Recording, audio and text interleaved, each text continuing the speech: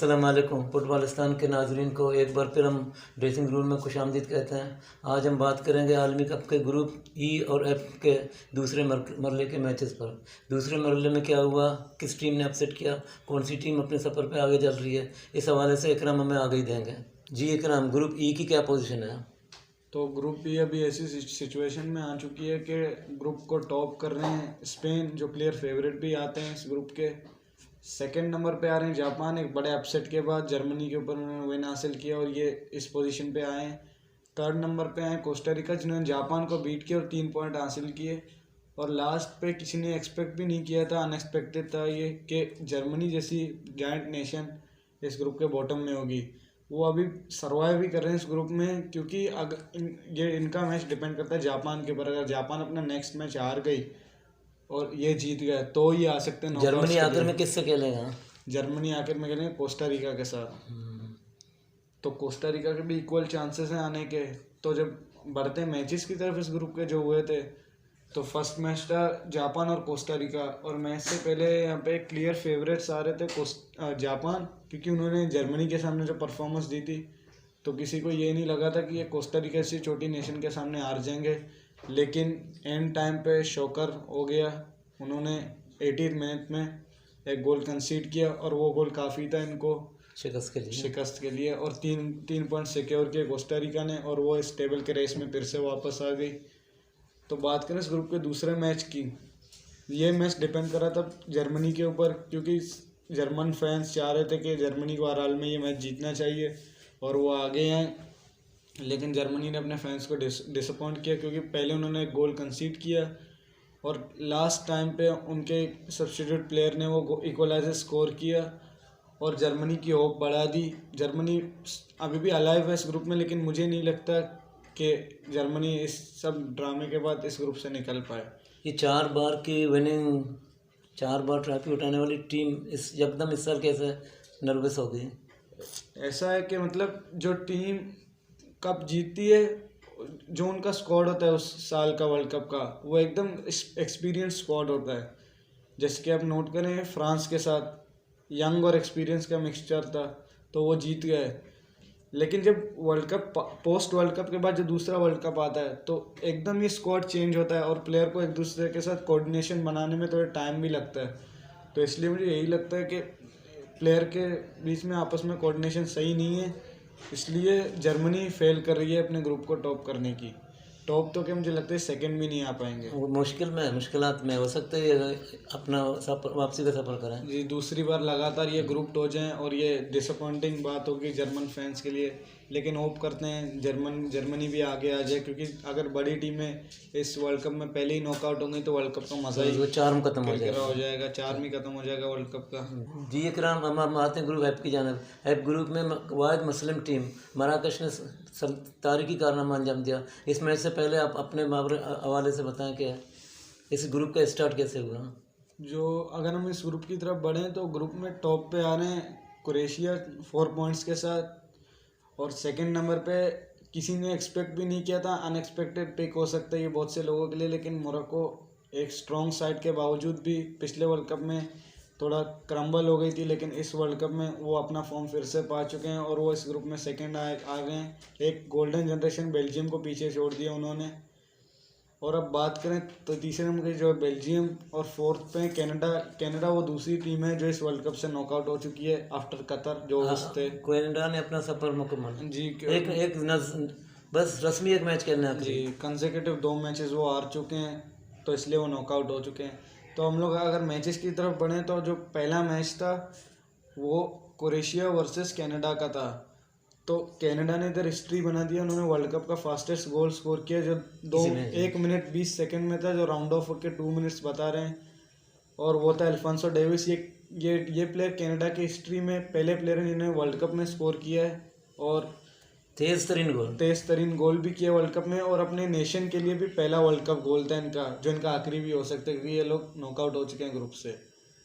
एक अर्ली गोल के बावजूद भी उन्होंने अपना लीड को डिफेंड नहीं किया और लेट ड्रामा में उन्होंने 4 गोल कंसीड भी कर लिए पिछले साल के फाइनलिस्ट क्रोएशिया के हाथों।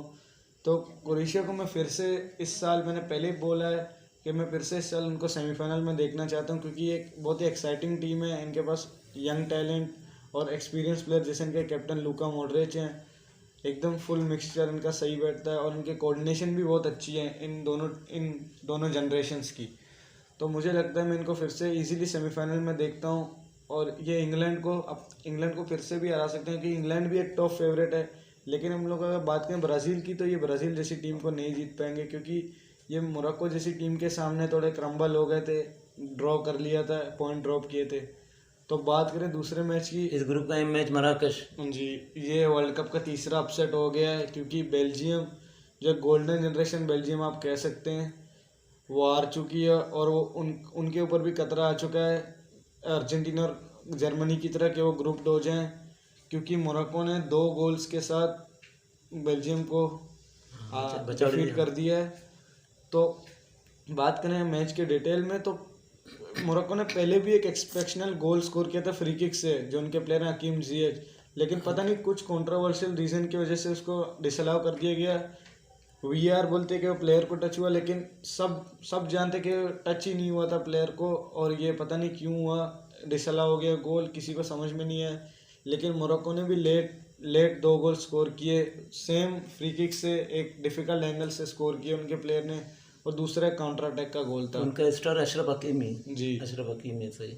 और अगर हम ऐसे देखें इस मैच को, तो ये बेल्जियम के लिए एक जनाजा वाला मैच हो सकता है, उनको अपने कंट्री में वापस ले जाने का। और इस मैच के बाद जो फैंस का रिएक्शन था, जो स्पेशली मोरक्कन फैंस थे, वो एकदम मोरक्को में खुशी की लहर छा गई थी, और जो बेल्जियम के फैंस में सुना है बेल्जियम में मातम शुरू हो गया था बेल्जियम में, हंगामे फूट पड़े, लोगों ने गाड़ियों को जला दिया, शोर शराब हुआ, क्योंकि किसी ने एक्सपेक्ट नहीं किया था कि बेल्जियम जैसी टीम मोरक्को जैसी मुस्लिम नेशन के सामने हार जाए। वो अफ्रीकन कमजोर टीम। और मुझे भी ये लगता है मोरक्को वो पहली मुस्लिम नेशन होगी जो नॉकआउट्स के लिए आएगी, बिसाइड ईरान इस साल, क्योंकि वो एक्सीलेंट फॉर्म में चल रहे हैं। उन्होंने क्रोएशिया को भी अच्छी टक्कर दी, और बेल्जियम जैसी टीम को हरा के उन्होंने साबित कर दिया है कि वो भी कोई छोटी टीम नहीं है, और वो टफ टाइम दे सकते हैं बड़ी टीमों को। चलो बिस्मिल्लाह। इकराम, अब हम चलते हैं दोहा, जहाँ हमारे दोस्त फुटबॉलिस्तान के साथी दानिश बलोच मौजूद हैं। दानिश बलोच ने मराकश की कामयाबी के सेलिब्रेशन को हमारे लिए रिकॉर्ड किया, वो हम अपने नाजरीन को दिखाते हैं।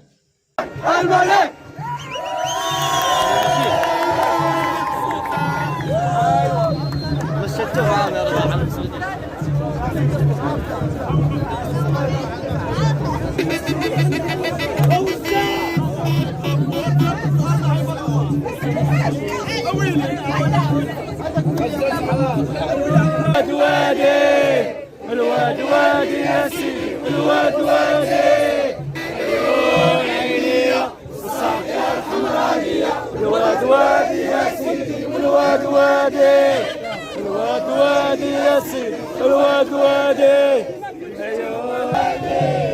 الواد وادي يا سيدي، الواد